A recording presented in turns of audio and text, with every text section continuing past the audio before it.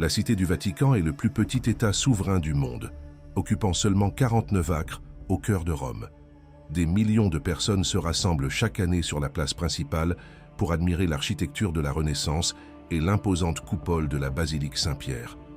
Pourtant, ce que la plupart ne perçoivent pas, c'est que les parties les plus fascinantes et secrètes de cet endroit ne se trouvent pas à la vue au niveau de la rue, mais cachées sous terre.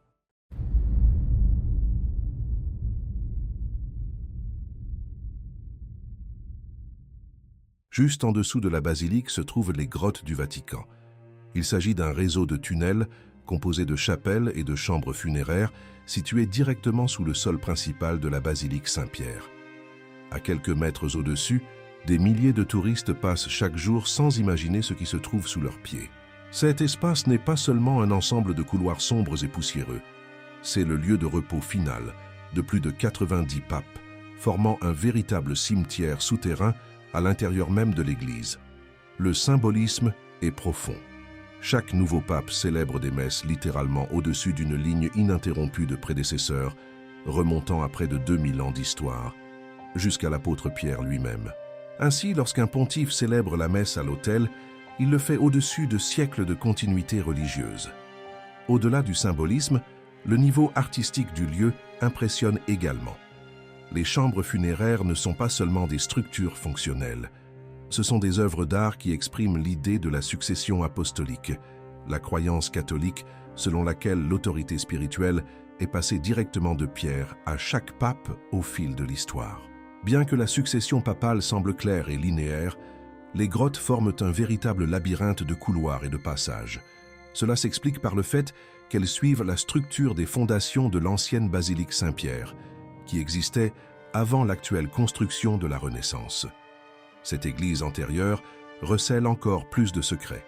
Avant la basilique actuelle se trouvait la basilique dite de Constantin, construite en l'an 324 par l'empereur romain Constantin sur le site que les premiers chrétiens croyaient être le tombeau de l'apôtre Pierre. Toutefois, la construction faillit ne jamais avoir lieu.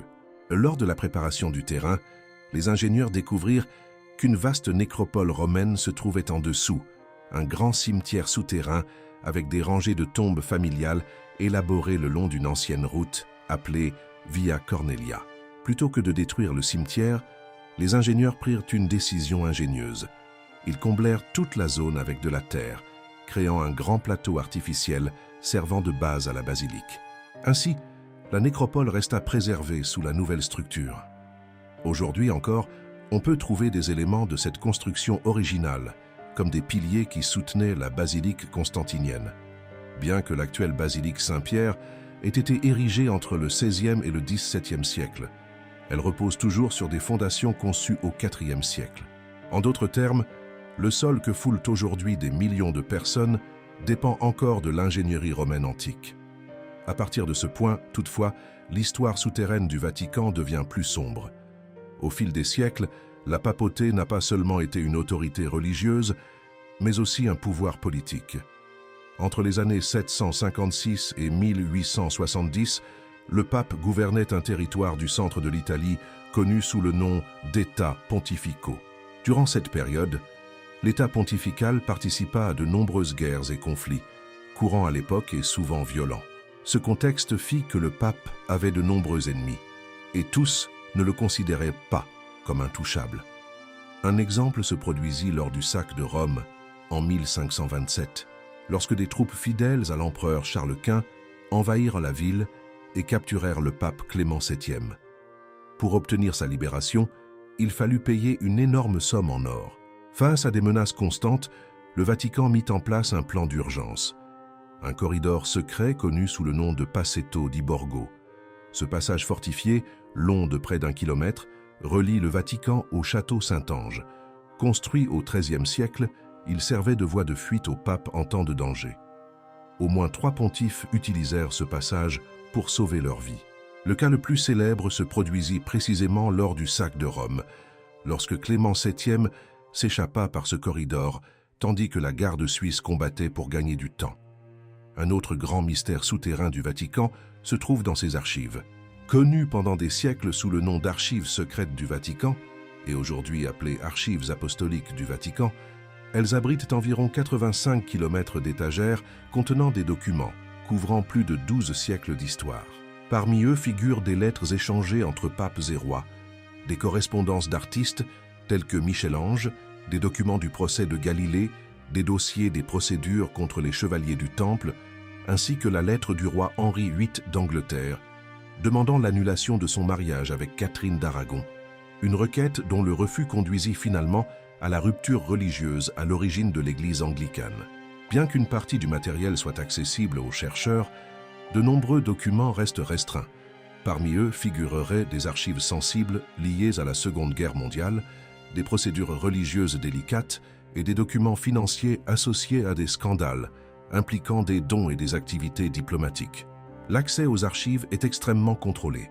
Le chercheur doit posséder une formation universitaire, présenter une lettre de recommandation académique, justifier en détail l'objet de ses recherches et, s'il est accepté, passer un entretien en personne en italien. Même dans ce cas, il n'obtient l'accès qu'aux documents spécifiques demandés. En 1939, une découverte inattendue mit au jour un autre secret enfoui. Lors de travaux dans les grottes sous la basilique Saint-Pierre, des ouvriers ouvrirent un mur et découvrirent une ancienne nécropole romaine oubliée depuis plus de 1600 ans. En l'explorant, les archéologues réalisèrent qu'ils marchaient littéralement sur une rue romaine vieille de près de 2000 ans. Le long de celle-ci se trouvent 22 mausolées construits approximativement entre les années 130 et 300 de l'ère chrétienne. Les tombes révèlent des détails sur les croyances religieuses de l'époque. Dans les premières, les symboles païens prédominent. Plus loin apparaissent progressivement des symboles chrétiens illustrant la transformation religieuse de Rome. Au point le plus profond de la nécropole, à environ 12 mètres sous l'autel principal de la basilique, les archéologues découvrirent une petite tombe recouverte par un ancien monument du IIe siècle, connu sous le nom de Trophée de Gaius. Pendant des siècles, cet endroit semble avoir été vénéré par les premiers chrétiens. En 2013, après des décennies d'analyse, le pape François présenta publiquement des fragments d'ossements trouvés lors des fouilles, que beaucoup pensent appartenir à l'apôtre Pierre lui-même. Des études scientifiques indiquent qu'ils appartenaient à un homme robuste mort vers l'âge de 60 ans, ce qui correspond aux descriptions historiques de l'apôtre. Si cette identification est correcte, cela signifie que tout le complexe du Vatican, son art, son autorité religieuse et son influence mondiale, a été littéralement construit sur la tombe de celui qui est considéré comme le premier pape. Néanmoins, en raison du caractère réservé du Vatican, de nombreuses spéculations persistent. Certaines théories suggèrent que des documents encore cachés pourraient révéler des épisodes controversés de l'histoire de l'Église. D'autres sont bien plus fantaisistes, allant jusqu'à affirmer que des preuves de vie extraterrestre y seraient dissimulées. Bien que ces idées puissent sembler improbables, la longue et complexe histoire enfouie sous le Vatican montre que la réalité peut parfois être aussi surprenante que n'importe quelle fiction. Merci d'avoir regardé. Pendant que vous êtes ici, n'oubliez pas d'aimer la vidéo et de vous abonner à la chaîne. Cliquez sur l'une des vidéos recommandées à l'écran pour découvrir d'autres informations fascinantes. À très bientôt.